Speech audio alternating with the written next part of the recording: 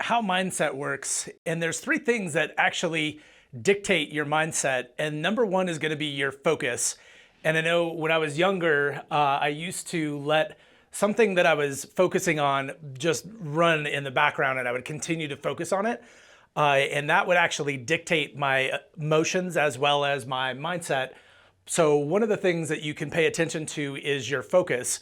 So I don't know about you, but I've definitely, especially when I was younger, get caught in a loop and I would not be able to change my focus from one thing to another.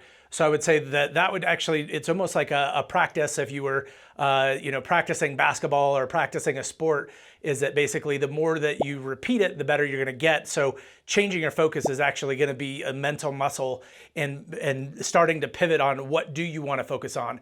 And I would say starting to focus on vision is going to be one of the most powerful things that you can do versus focusing on something that's going to be, more self-defeating. I always call it the pebble in the shoe, is that this one thing's pissing you off and you basically just continue to focus on it. And then if with vision, a lot of times when we are starting to get more down into the details and or details with a lot of overwhelm, is that you need to go back up to vision in regards to changing your focus.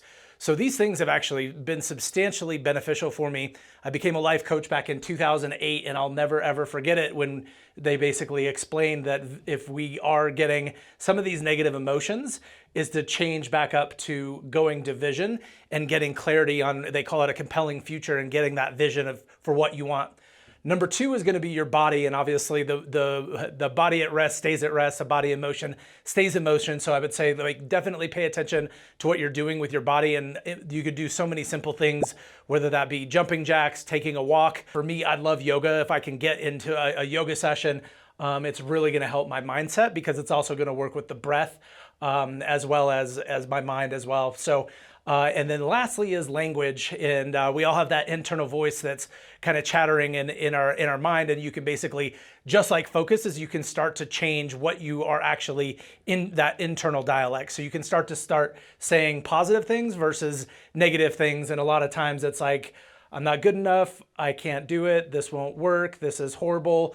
So a lot of this internal dialect, you can basically start to reverse, and with your focus, start changing that internal dialect. So this has been gigantically helpful for me in regards to my mindset, as well as mindset and emotion run parallel. So if you're, getting stuck in some type of rut, come back to your focus, your vision, your body, and your language are the things that are going to help that.